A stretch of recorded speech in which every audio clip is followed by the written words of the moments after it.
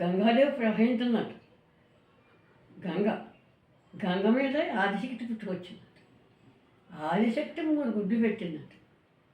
3 గుడ్లు పొదిగితే ఆదిశక్తి ఓ గుడ్లోంచి బ్రహ్మదేవుడు, ఓ గుడ్లోంచి విష్ణుమూర్తి, ఓ గుడ్లు శివుడు ముగ్గురు వచ్చారు.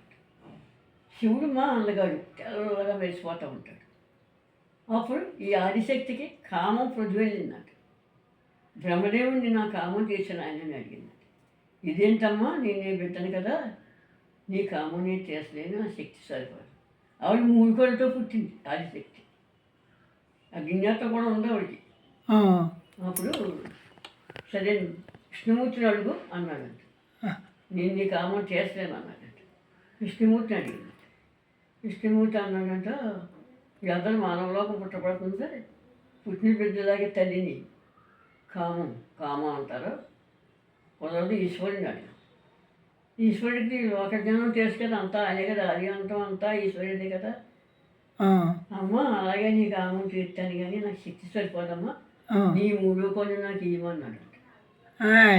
3వ కొని తీసి ఇచ్చేసిందట. ఆ గిన్నెలు ఇచ్చేసింది ఈశ్వరుడికి.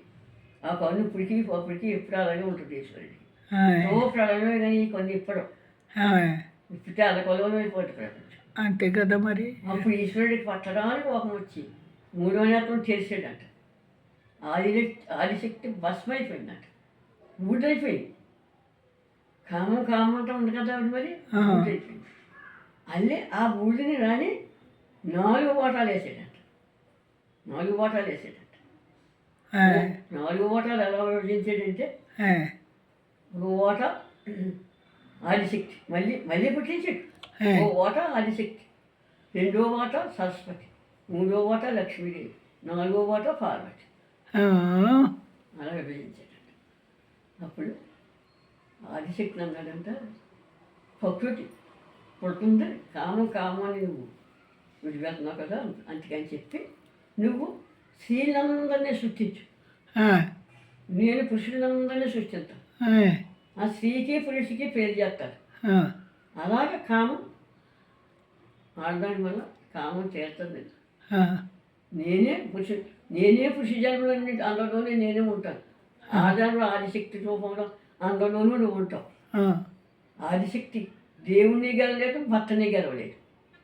అప్పుడు ఏమైందంటే అలా విభజించారు కదా 4 ఓటాలను. అప్పుడు సరస్వతీదేవిని బ్రహ్మనికి వచ్చి పెళ్లి చేశాడు, లక్ష్మీదేవిని విష్ణుమూర్తి పెళ్లి చేశాడు, పార్వతీదేవిని పరాశక్తిని పరమశివుని పెళ్లి చేశాడు. అలా మళ్ళీ సృష్టి మొదలైంది. విభజించాడు. అలాగా మళ్ళీ బ్రహ్మదేవుడు పాపాన్ని 4 ఓటాలు వేసాడట. నారాయణమూర్తి దగ్గరికి వచ్చి విష్ణుమూర్తి దగ్గరికి బ్రహ్మదేవుడు నారాయణ పాపం 4 ఓటాలు వేసాడు, 3 రకాలుగా 3 ఓటాలు విభజించేసాడు. అది చెప్పను కనవా ఓట ఆ 4వ పాపం ఎక్కడ పెట్టమంటావు అన్నాడంట. ఈశ్వరుడు అన్నాడంట, స్త్రీని భర్త గెలవలేడు. ఆదిశక్తుడు అంశంలో పుట్టింది కదా, స్త్రీదే ఎక్కువ పౌరుషం ఉంటుంది స్త్రీకి, మగవాడు ఎప్పుడు కొంచెం సర్దుమని పడుతుంది. అటు కాబట్టి స్త్రీకి ఎక్కువ గర్వం ఉంటుంది. కాబట్టి ఒక పాపాన్ని ముట్టు రూపంలో పెట్టి నారాయణ అన్నాడు. ముట్టు రూపంలో పెట్టి ఆడడానికి స్నానాలు అదే ముట్లు రూపంలో పెట్టు, నెలకే ఇంత రక్తం పోతే, ఆ రక్తం పోయేటప్పటికి 40 దాకా పోతే అప్పుడు అహంకారం కొంచెం చచ్చిపోతుంది. కాన్ఫిడెన్స్ పోయిందంటారు కదా, అప్పుడు ఆడడానికి అలా పెట్టాడు. ముట్టు రూపంలో పెట్టాడు పాపం అని, అదే ముట్టు పాపం అని. అందుకే చూసిన పడంగా ఆటకి వెళ్ళకపోతే పాపం రాస్తాడు. వాళ్ళే చెప్తే వెళ్ళి ఎముడికి ఇప్పుడు ముట్టి ఎలాగా యేసుబాబు ముట్టి కలిపేస్తున్నారు. అవునండి, ఇప్పుడు స్నానాలు వచ్చిన వాళ్ళు యేసుబాబు వాళ్ళే కాదు మామూలు వాళ్ళు కూడా కలిపి పెట్టేసుకుని అమలు వల్ల ఇప్పుడు దాకా ఇంట్లో ఉన్నదే కదా, అది పాపం కింద విభజించాడు కదా, పాపం కింద ఇంట్లో అన్ని కలపకూడదు మరి. చేసుకుంటున్నారు యేసు ప్రభు వాళ్ళని కాదండి, మామూలు వాళ్ళు కూడా కలిపేస్తున్నారు. మా చిన్నపాలు కలిపేసుకుంటారు. ఎవరో కలిపేస్తున్నారు. ఒక్క రోజు 3 రోజులు 2 రోజులు ముట్టో సమానం అంటారు. 4 పూటకే ఐదో తనం కానీ ఐదో తనం చెయ్యకపోతే ఆవులు కట్టేసి ఉంచుతాడు అక్కడ. ఏ, అది చెయ్యకపోతే మహాపాపం. 5 నెలల లోపల ఆవులు పెడతాడు. 5వ తనం చేస్తే శుద్ధి అయిపోయినట్టు. ఆ, ఈ ముట్టు పాపం అంత పాపం. ఈ పాపం చెప్పేనో లేదో నీకు. ఏ. చెప్పేది తెలుసండి పురుగులు కొట్టయి పుడతారు. కొడతారు కదా. ఇదిగో ఎంత పాపం ముట్టిది. ఆ పాపం పోకపోనాకే నేను రాజస్థాన్ చేరలేను మరి. ముట్టు పాపం ముట్టుకుంటాం కదా రాయాలి అప్పనని. ఆ, పాపం పోనాకే చేరలేను. వదిలేనంటే వేపనాడు పట్టుకుపోయి సాగోళ్ళకి వేసేసి ఆ చీరలన్నీ అమ్ముకుంటాడు. అంతే కదండి మరి.